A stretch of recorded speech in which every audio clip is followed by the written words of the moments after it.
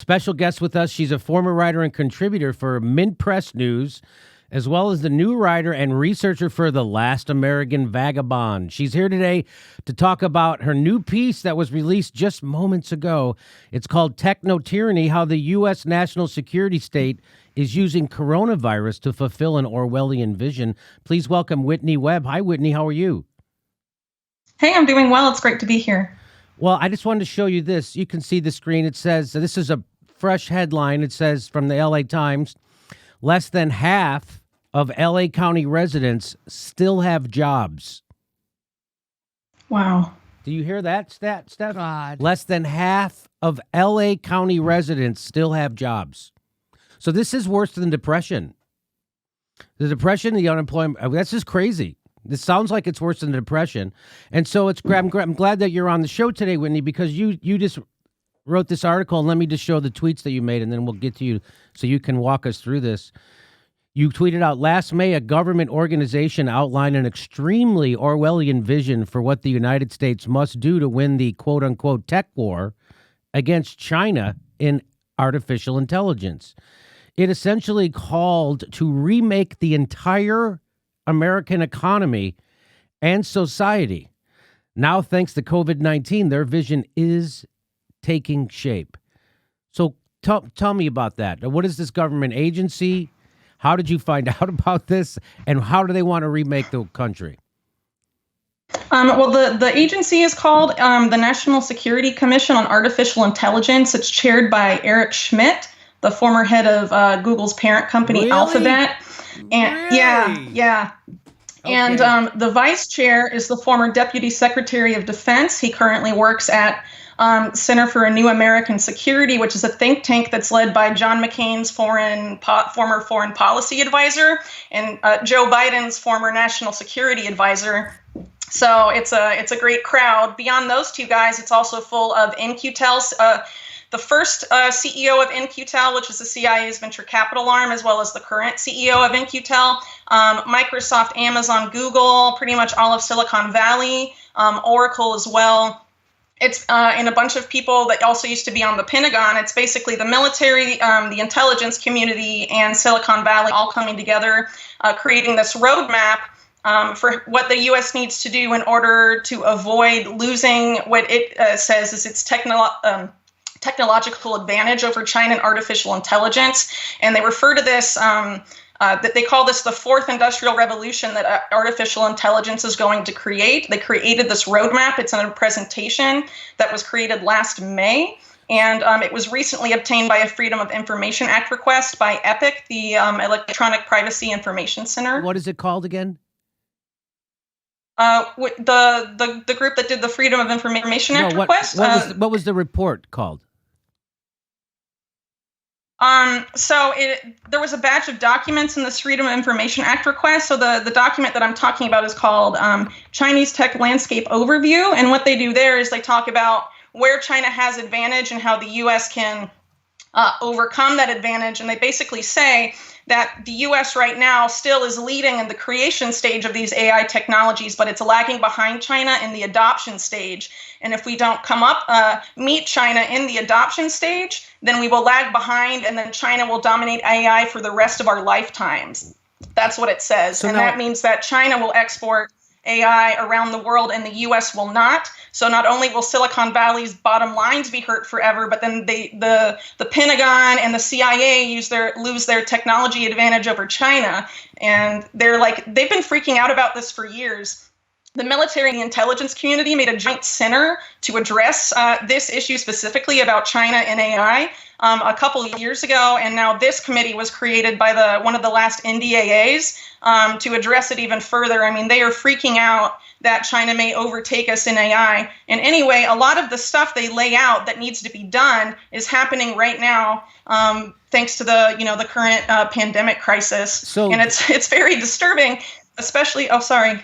So you're saying that there's a government agency that before this pandemic even happened already had a plan in how to reshape our economy to fight China because of the threat of artificial intelligence? That's what you're telling me?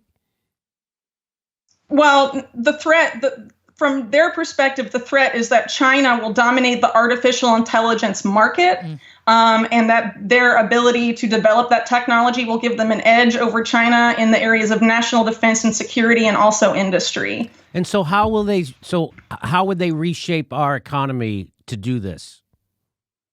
Okay, so what they identify as these obstacles, they say they're structural obstacles in American society and the economy. They say that the reason that the U.S. lags behind China is because of several things. They say that in China there's a lack of what they call legacy systems that exist in the United States. And those legacy systems, I honestly found really creepy.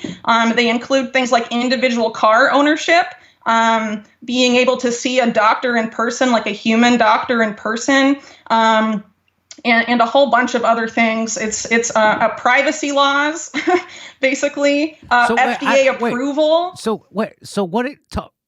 What are they doing with private doctor visits, and what are you saying is happening? Okay, so with private doctor visits, they say that in China, there is not enough doctors for the entire population, and that is causing China to adopt AI medicine platforms faster than the U.S., right? And so they call that, in the U.S., the fact that there's enough human doctors per the population, they call that a legacy system, and they say that has to change. Oh. This is last May. This is what our governmental agency is saying, that we need to change the way we deliver medicine? They're saying that we need to adopt AI for pretty much every sector in the economy, and that medicine and healthcare is one of them. And this was even before any of this stuff with coronavirus happened, where we've seen this explosion in telemedicine and AI medical analysis software and all of this stuff. They were promoting this then, and they were saying that a lot of these changes they were asking for would be unfathomable in the West. This is last May. And remember, this isn't just any government agency. This is the intelligence community, the military, and Silicon Valley, all of whom are fundamentally untrustworthy actors if you look at their history, So it's worth taking all of that into consideration as well. Okay. This is a lot to grasp, for me anyway. Yeah, it's wild. Honestly, I think it's really scandalous because not only, I think one of the main reasons why we're seeing so much of this happen now is that there is a huge amount of overlap on this National Security Commission and Trump's new economic revival task force and a lot of the CEOs advising him. All of the Silicon Valley companies on this National Security Commission are on Trump's economic revival committee. And, the Trump administration also developed this artificial intelligence policy over the past couple of years that talks directly about closing this technology gap with China. And they have an AI plan for the American worker and for American industry that has gotten very little media scrutiny. And, this is the commission that is going to set the recommendations, the official recommendations for how the U.S. government does that. And this is what they're saying. And they aren't saying this in public. This was obtained by a Freedom of Information Act request. So tell me correct me if I'm wrong. This sounds like the United States, business leaders or whatever are trying to figure out a way to compete with China. And they're doing it, ironically, in a kind of a centralized economy sort of way, right? Where in China, the government decides what's to be produced and things like that. And so here in the United States, it seems like does it seem like they're trying to do the same thing where like, hey, we need to plan as a country for how we compete with China in AI. We need to plan as a country. We can't just let it up to individual corporations because they'll probably just sell us out to China anyway. Am I close on this? I'm not entirely sure that's the case. I think it's more of basically removing these obstacles, finding some sort of event that allows these structural changes to take place, right? I mean, remember, this is from May 2019, so this is like a roadmap, right? Essentially, what they lay out for what we have to do to close that gap, right? In terms of what they're doing now, there's a lot of overlap, but I honestly think, this type of, solution to coronavirus that they're promoting here, I don't really think it's about fighting the pandemic. I think it's about control. And I say this because And if you follow my thread up on Twitter there's an article that points to this. A lot of these programs that are being promoted, including mass surveillance, for example, which is one of the things promoted in this document by this commission, in order to increase our capacity to be better at AI or whatever. So basically coronavirus, with coronavirus, these mass surveillance solutions have been shown to actually hinder coronavirus response. And the first country that implemented these mass surveillance solutions, which was Israel, and Israeli doctors basically asked Shin Bet, which is like Israel's FBI, to stop doing it because it was hindering response. Right. So this is a solution they've had in the planning phase for a year, and now they're implementing it now. And actually last fall, they were promoting it as a way to stop mass shootings, a lot of these solutions as well, right? So it seems to me that they're basically, they have something they want to implement, they have something they want to do, and then they're moving the justification from whatever Americans are most afraid of at the time. So last fall it was mass shootings, and now it's coronavirus. So you're saying they have these plans, these economic plans to institute in our economy, and it have to do with AI, artificial intelligence, and you're saying that they're just using whatever crisis is at hand to implement those things, right? That's what you're saying? Right, yeah. And I mean, this is something that even people in the U.S. government have openly admitted at times, like Rahm Emanuel, who was Obama's former chief of staff. He said, never let a good crisis go to waste. And this is something the U.S. government has done on numerous occasions, including 9/11, for example, where we were told the Patriot Act would make us safer. But the Patriot Act is still here, but we're supporting al-Qaeda in Syria and Yemen. Right. Yes. Right. So I argue this is the same. And so there's the first part where they're going to try to implement AI into our economy. The second part is there's some mass surveillance that they're going to use Silicon Valley for. In fact, here's the tweet you tweeted out an article that says Israeli doctors warn Shin Bet surveillance actually hindering efforts against the coronavirus. And you say some people may say that these surveillance systems are necessary to combat the pandemic. If so, then why have doctors in other countries who have implemented them said such systems are making it harder to do so? So how? And here it is, by the way. Here's the FOIA doc you got. AI for American industry and AI for American worker. Here are the plans. That's what you're talking about. That's the document you got. And it lays it all out. And so let's talk about this surveillance and why does it make it actually harder to contain coronavirus with this kind of mass surveillance like this? So this mass surveillance specifically is about contact tracing, and this Israeli Doctor Association said it was giving them not the information they needed to combat the pandemic, but it is information that serves the national security state in Israel and also in other places that have national security states that act in similar ways. Right? It's about tracking people, but these Israeli doctors said that the way they were gathering this information was not actually helping them fight coronavirus, that they needed something different. But instead of listening to the doctors, Shin Bet said, no, we're just going to keep it the way it is, and it's still in effect, despite what doctors are saying. What does that tell you? So do you think there's an overarching purpose for them to be instituting this kind of surveillance? Yeah, absolutely. I mean, the mass surveillance system in the U.S. has been ever expanding. The U.S. government has been mass surveilling us since 9/11, but they had to do it sort of secretly, right? Because we still have privacy laws, and even though they violate them in public, in order to bring about this fourth industrial revolution, they had to be able to do it more openly and more extensively by partnering more directly with the private sector in these ways. And this is something this document calls for: more explicit public-private partnerships where Silicon Valley companies cannot say no to what the government asks them to do. That is something they explicitly say in this document that needs to change. They say that doesn't exist in China, and they basically say, that there's this controversy between Silicon Valley working in the government that doesn't exist in China. This sounds more, this is it sounds crazy, like almost science fiction. Yeah. So you think do you think that the Trump administration it will use this crisis to, like, say, for instance, push through? Because I haven't read this document that you've read. the FOIA document you got. But do you think is there anything in? So do you think Trump will use this crisis to try to get rid of in-person shopping and to get maybe push driverless vehicles? Yeah, I mean, actually, that's already happening because of the coronavirus crisis. There have been DMV approvals of driverless cars by 2 companies in California, and they specifically cited the coronavirus crisis as a means to expedite that. And a lot of these CEOs of these companies say things like humans are biohazards, machines are not. So this is the future. And they say this is a permanent shift, not a fleeting shift. And that long after coronavirus, driverless cars will be here to stay, as an example. It's also true for in-person shopping. They're saying that people will get used to this. And, you know, there's a line in this document about online shopping. It says, one of the things it promotes, because China largely does this, is relying almost exclusively on online shopping.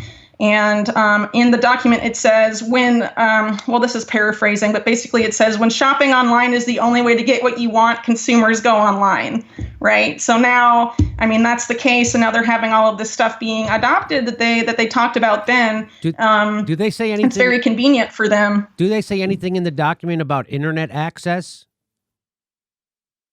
Not specifically, no. Because you would think that they would want to make sure everybody has internet access so they could buy stuff, right?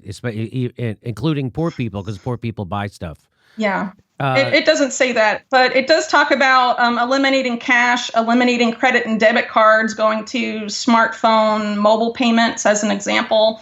And we've sort of seen with this crisis too, like people saying we can't use cash because it might carry the virus. And some other things like that. So really, I mean, there's a lot of things this document goes over. It goes over a ton of sectors of the U.S. economy, but pretty much all of the structural obstacles they talk about are being, magically disappearing thanks to coronavirus. What would you say the biggest? What would you say regular people would be most shocked at to read in this document? That's a little hard because a lot of things in this shocked me. They basically talked about how one quote they had that I found really disturbing was that, like, in the U.S. and Europe, people are scared of AI, that it might take our jobs and erode our privacy, but China views it as a tool for global leadership and all of this stuff, right? So basically saying that we need to shift public perception of AI to what they say that how the Chinese government views it. And, honestly, if you actually think about what AI will do, yeah, it's going to mean a lot of job loss. And yeah, it's going to mean a huge erosion of privacy if we implement these mass surveillance systems. But those are things that ostensibly, are important, right? But they're saying, no, we need to do this in order to overcome this technological advantage for China. That's a policy that, benefits Silicon Valley and benefits the military industrial complex and the intelligence community. But there's nothing here about like making life easier for regular Americans. This is all about how to help, the bottom line of Silicon Valley and how to maintain, the national security edge in technology over China, right? And I honestly think it's, I really encourage everyone to read the document for yourself. Like, don't just take my word for it. Go and look through this stuff. I mean, you will be really surprised by the stuff that they label legacy systems. FDA approval, they say, is a legacy system, as an example. I mean, it's just really odd that they would, say the stuff behind closed doors and in this presentation that they, had. But not be as public about this as they, right. I just think it's really disturbing, honestly. So, let me ask you this. Do you think that biometric tech could help create some kind of digital tag for people to return back to normal life after this? Like you mentioned in your piece, it could be used to detect coronavirus infections early by analyzing sleep schedules, oxygen levels, activity levels, and heart rate with apps like Fitbit and stuff like that? Yeah, well, that's what some Unity researchers at Duke are doing right now. But this is also something talked about in this document, the adoption of biometric identification and the mass use of facial recognition is a huge part of what they talk about in this document from last year, that it needs to be adopted on a huge scale. But again, they cite privacy laws, but they say things like streets carpeted and cameras is really good infrastructure. Using civilian databases of their faces is a really great killer particular way to train artificial intelligence. And, they're basically saying that we need to turn over all of our biometric stuff, to train AI, basically. But, that, of course, has huge implications for privacy and existing U.S. law. So this is going way beyond the Patriot Act. This is way beyond the warrantless surveillance state that we live in right now. We live in an unconstitutional warrantless surveillance state, and no one gives a shit. It's the weirdest thing in the world. Barack Obama repealed habeas corpus, Section 1021 of the NDAA. Nobody cares. There's no now, and then they hand all those powers off to Trump. Not only that, but they expand Trump's spying powers, and they all vote for it. Who do you mean they all? I mean the squad, every progressive in Congress, they all vote for it. That's what I mean, right? Isn't that happen, Whitney? Yeah, absolutely. Okay. Absolutely. It's just really unfortunate. But also let's take into consideration too what's happened since then. This coronavirus relief bill, right? This was $4 trillion, right, that went to Wall Street and to bail out all of these big companies that are going to take huge market shares of American business, smaller and middle-sized American businesses. I mean, how is that not like a way to remake the economy by making sure all the bailout money goes to people on the top so that these giant corporations can basically do whatever they want and have control over the economy? And if you look at Trump's new task force, which he calls the Great American Economic Revival Industry Groups, it's full of these hedge fund managers like Paul Singer, the world's most notorious vulture capitalist, Sheldon Adelson, Trump's biggest political donor. It has members of this same National Security Commission on Artificial Intelligence on it, like Safra Catz, who's the CEO of Oracle. And I mean, what do you think these people are going to do? Do you think they're going to help out regular Americans or help out their business, which are already massive? I mean, these Jeff Bezos is on this task force, and he's always talked about Amazon implementing AI and replacing warehouse workers with AI, with robots and all of this stuff. I mean, what do you think he's going to do during this crisis? Do you think he's going to rehire people? Like I show in my report, these people are calling humans biohazards. We have to move to machines so we don't get sick, right? To me, that seems like they're taking a huge advantage here in this crisis by trying to play off of the fear and panic about what's going on and trying to get us to basically give up the way of, our way of life, basically, and let them implement all this AI stuff so they can beat China in the what they call the technology wars. I mean, that's essentially what they're trying to do, in my opinion. What do you I know there's an economic war happening with China, right? And China seems to have a better plan than we do because, again, they have a centralized planning committee. We have a bunch of rapacious oligarchs and vulture capitalists who would sell out an American job in a heartbeat. In fact, they get tax breaks to do it. That's how corrupt our system is. And, it's like Jack Ma said in China, everybody's angry at China for the outsourcing of jobs. He says, but this isn't our system. This is the system American capitalists came up with. You're the ones who instituted this to ship all your jobs to China and have us make everything. We didn't do that. You did that. And so now, so this idea of we're going to win, do you have any insight into the effectiveness of any of this? And will we be able to win an AI war with China? And how important is it for workers? Well, they think we'll be able to win if we remove what they refer to these structural obstacles, which are these legacy systems that government spends more money on AI and removes existing regulations on privacy laws and other things that will allow us to leapfrog China and stop lagging behind them in the adoption phase. And they basically want us to adopt AI-driven technologies in every sector across the board. But let's keep in mind, too, so the system that you just referenced where, all these American corporations outsource jobs to China. They did that because the labor pool over there, they didn't have to pay as much. But how much do you have to pay a robot? How much do you have to pay artificial intelligence, right? So, I mean, let's keep that in mind when we're looking at this new task force that has all these, people like Paul Singer and people like Sheldon Adelson and all of these, Jeff Bezos, the richest man in the world. I mean, what do you think he's going to do?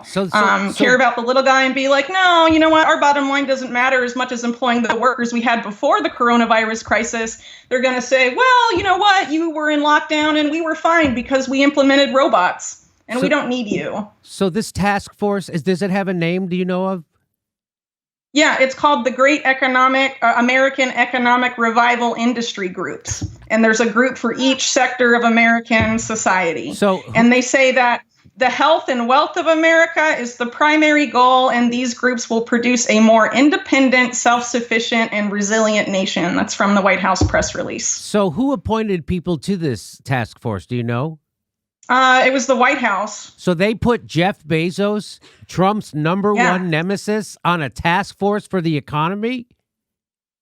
Right. So nemesis, I would argue, is more of a public thing. These oligarchs, they're all in the same club. You know, there's the people at the very top, and then there's the people at the bottom. They may have their public disagreements, but at the end of the day, most billionaires in America want to hold onto their power, and they don't want to share it with the rest of American society. And they have known about this for a long time and have thought about, how do we keep people from rising up and demanding like more rights and demanding that a lot of these policies that are harming, you know, the ability of people to hold on to jobs? How do we prevent those people, you know, from, you know, taking away some of our money, right? And the political system, you know, the DNC did everything they could to keep down Bernie and all this stuff. But at some point, people are just going to stop buying into the two-party paradigm, and they're going to say, screw this, you know, we want change. And they've known that's been coming for a long time. And to think they didn't have some sort of plan about how to do that, I don't know. I think it would be naive to assume they don't plan about this stuff, you know, when they meet with each other. Okay, well, Whitney, is there anything else you want to add that I didn't ask you? I just do want to point out that, and I said this earlier, but it's worth repeating, after 9/11, Americans gave up a lot of their rights because they were told that certain things had to be given up in order to be safe and more secure. Now we're being told that we have to give up and totally change our way of life in a lot of ways to be safe from, you know, the coronavirus. But you know, a lot of these changes they're saying now will remain permanent and will never go away. And I think there are a lot of concerns there that people should think really critically about, especially the mass surveillance aspect. It's just very, a lot of these things, these policies that are being pushed out are very concerning. And let's remember, too, that they are calling for the Department of Justice recently asked for the ability to indefinitely detain Americans, like in a more overt way, even though, as you mentioned, that was authorized by a past NDAA. William Barr is asking for the right to go out and do that. He says it's for fighting coronavirus. But last year, he tried to do the same under a pre-crime program that he said was going to be used to thwart mass shootings. And now it's about coronavirus, right? So people need to be very wary of what the government's doing right now, I think, because I think in a big way they're trying to take advantage of this crisis and screw over people, regular Americans. And it really needs to stop, I think. Wow. I didn't know that about William Barr last year tried to, and he used it to stop mass shootings. We have to arrest people for pre-crimes. Is that what you're saying? Yeah. It was called the Disruption and Early Engagement Program, or DEEP. Almost no one reported on it except for the Huffington Post, which said, yay, Bill Barr is going to stop mass shootings. But basically, it was this huge, it's a really disturbing system about arresting people who they think are mobilizing towards violence based on their social media history and their private data on their smartphone. And this also, at the same time, there was this healthcare surveillance system that Ivanka Trump was promoting called HARPA, the Safe Home HARPA program, which was about using private medical data combined with information on smartphones to try and find someone who might have mental health issues and you know, have the feds come talk to them or whatever. And now we're seeing her husband, Jared Kushner, promote the coronavirus surveillance system that will use private medical data and smartphone data. So it's essentially the same system, but has a different justification tacked onto it about why we need it, right? I just think it's unfortunate that they're trying to play off of this crisis and to implement, you know, these types of policies that they want for what appears to be ulterior motives. Okay. All right. Well, as Jesse Ventura says, Whitney, stay vigilant. Right? Thanks. You too. Everybody check out Whitney's latest article, Techno-Tyranny, How the U.S. National Security State is Using Coronavirus to Fulfill an Orwellian Vision. And that's over at The Last American Vagabond. What's the URL? What's the website on that? I've been posting it. Oh, you have? Uh-huh. What is it? It's thelastamericanvagabond.com. There you go, lastamericanvagabond.com. Thank you, Whitney Webb. I appreciate the information. And, please keep us up to date. Great work on getting that Freedom of Information request to you. Thank you. Okay, thanks for coming on. We'll talk to you again soon. All right, sounds good. Thank you. Bye-bye.